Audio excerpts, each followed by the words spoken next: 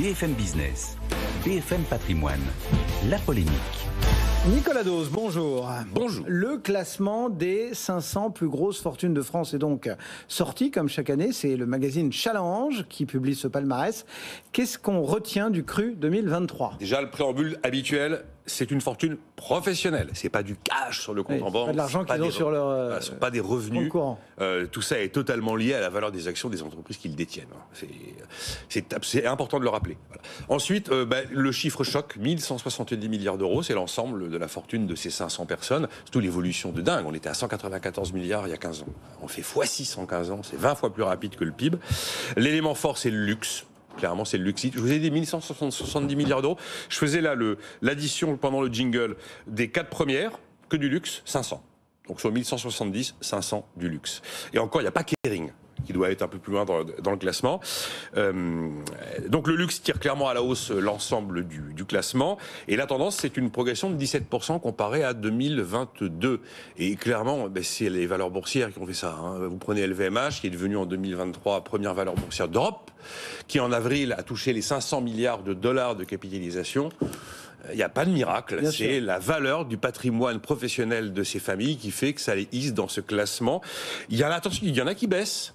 Il y a Thirier dans les surgelés qui baisse, il y a Yves Rocher, il y en a même qui sortent. On a une bonne dizaine de fondateurs de licornes, ces entreprises valorisées, non cotées mais valorisées au-dessus du milliard, qui ont quitté le classement Challenge cette année. Bon, vous nous avez parlé du luxe, donc j'imagine que le haut du podium, c'est toujours les mêmes. Bernard Arnault, bien sûr, LVMH, 203 milliards d'euros, suivi d'Hermès, on est à 137 milliards. La famille Wertheimer, c'est Chanel, on est à 100 milliards. Et pauvre d'elle, la famille Bettencourt à 77 milliards pour L'Oréal, Bettencourt-Meyers. Que font ces grandes fortunes de tout cet argent ? Alors objectivement, il n'y a pas plus père de famille qu'un investisseur familial. Donc ils font prospérer leur affaire. S'il y a vraiment un investisseur de long terme, c'est une famille. S'il y en a qui ne sont pas des spéculateurs, je rentre, je sors, sont des investisseurs familiaux. Et en fait, ils créent des emplois, ils créent du business et des emplois. Il y a eu 15 000 créations d'emplois par LVMH en 2022. Ça a été l'un des premiers créateurs d'emplois privés. J'ai regardé l'effectif d'Hermès, 20 000 salariés, 12 500 en France, avec cette merveilleuse excellence d'Hermès. Donc, des créations d'emplois. Ensuite, ils exportent beaucoup.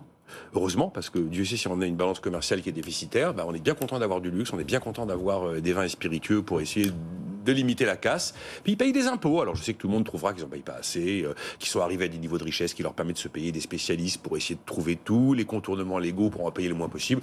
LVMH est l'un des premiers contributeurs à l'impôt sur les sociétés en France et d'ailleurs a une contribution fiscale qui est supérieure sur le sol français par rapport au business qu'il fait en France, puisqu'il exporte une bonne partie de sa production et ça contribue, et pas loin de la moitié de sa contribution fiscale est en France. Voilà. Je rappelle que ce sont des patrimoines, pas des revenus. Donc là où on regarde la fiscalité qui touche ces patrimoines, c'est principalement les bénéfices et principalement le capital. Dernière remarque, Challenge a inventé avec un peu d'ironie et de provocation une formule pour déterminer ceux qui rentrent ou sortent. Le seuil d'entrée, ils ont appelé ça le FMIC. FMIC, c'est-à-dire la fortune minimum d'inclusion dans le classement. Et là, quand on regarde, pour être FMICard aujourd'hui, c'est chaque fois on postillonne quand on dit ça. Pour être FMICard, il faut avoir 235 millions d'euros minimum. Et en 2013, 65. Sacrée différence. Là, il y a 141 milliardaires sur les 500. En 2013, il y en avait 55. On rêverait tous d'être des FMICards. Oui, ça c'est sûr. Je dis bien FMICard. Bien. Bon, ça c'est ce classement. Et à cette occasion, notre baromètre Odoxa JP Challenge met à jour aujourd'hui la perception de la richesse par les Français. Qu'est-ce que ça donne ? Je vais vous mettre à contribution. Chaque fois, on demande, alors pour vous, le revenu net mensuel, où commence la richesse ? C'est toujours l'histoire du mot riche. Entre fortuné et riche, bref. En tout cas, c'est la question. Et donc, il y a une réponse médiane, la moitié au-dessus, la moitié en dessous. Vous la metteriez, la médiane, aux alentours de, en net mensuel ? Allez, on essaye. 5-6 000 ? 5 000. Ça a été 6 000 certaines années, et c'est 5 000 cette année. Voilà, ça bouge pas beaucoup. Et puis, il y a la même question qui est posée sur le patrimoine immobilier et financier. Immobilier et financier, la médiane du patrimoine immobilier et financier, où commence la richesse, vous mettez ça à... Mais net ou... Oh, vous m'en demandez trop, là. Ah non, mais ça dépend si on a encore un emprunt en cours, quoi. Oui, ah oui, c'est bon. Disons que cet aspect technique n'est pas mentionné. Je sais pas, 400 000 500. Et alors là, ça bouge pas, c'est 500 000 chaque fois. Après, bon, il y a plein de questions sur la perception de la richesse. Ce qui me frappe quand même, c'est que c'est toujours pareil. Si je vous dis, est-ce que vous voulez devenir riche, ou c'est la question. Si je vous disais, voulez-vous vous enrichir? Je pense qu'il y aurait... Parce que devenir riche, 70% disent que c'est bien de vouloir devenir riche, mais ils sont quand même 73%, plus nombreux encore, à dire que c'est pas leur objectif. C'est bien de vouloir le devenir, moi c'est pas mon objectif. L'un des chiffres qui m'a un peu déçu, c'est est-ce que la société encourage à devenir riche? 68% disent non. Alors en fait, on a décrypté ce chiffre tout à l'heure entre 9h et 10h. Si on regarde la société dans le sens, est-ce qu'elle vous encourage à faire des études? Est-ce qu'elle vous encourage à entreprendre? Est-ce que la France est un pays business-friendly? Objectivement, la réponse est oui. Après, si on regarde du côté de la fiscalité, de la ponction fiscale, des prélèvements obligatoires à partir du moment où vous avez réussi, je peux comprendre que là, la réponse soit non. Donc bon, si on précisait la question, il y aurait peut-être une réponse différente. Il y a un truc qui m'a toujours frappé dans notre pays. Vous lancez une activité, vous savez, vous faites des déclarations du bureau de Siret. Vous commencez déjà par recevoir une demande de prélèvement obligatoire avant même d'avoir empoché 1 euro de chiffre.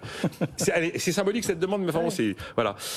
Et puis, bon, les riches sont-ils mieux aperçus? La réponse est non, bien sûr. Alors, il y a un truc étonnant. J'ai un peu du mal à l'expliquer, parce que tous les ans, ces questions sont posées. Vous, si vous vous comparez à vos parents au même âge, est-ce que vous vivez mieux, votre situation est meilleure ou moins bonne? Eh bien, le truc s'est complètement inversé en 20 ans. En 2002, quand on posait la question aux gens, est-ce que vous avez une situation meilleure que celle de vos parents? Les 3/4 disaient, ah oui, moi c'est mieux que les parents, clairement. Eh ben, c'est l'inverse. Aujourd'hui, il y a 60% qui disent, ah non, moi mes parents c'était mieux. Alors c'est vrai qu'entre-temps, mais à mon avis, c'est pas un élément d'explication fiable, mais entre-temps, la richesse moyenne des retraités par rapport à la population globale, c'est plutôt elle s'est déformée en faveur des retraités. Et donc, oui, il y a un sentiment... Il faut faire circuler l'argent. Non, mais il y a un sentiment de déclassement, en fait. Alors, peut-être qu'effectivement, on hérite de plus en plus tard. Enfin, voilà, il y a peut-être tout ce... Donc, voilà, volte-face totale de la perception de sa situation par rapport à celle de ses parents au même âge. On n'a pas demandé pour les grands-parents. Donc, voilà, 5 000 net, vous êtes riche. 500 000 de patrimoine financier, immobilier, vous êtes riche.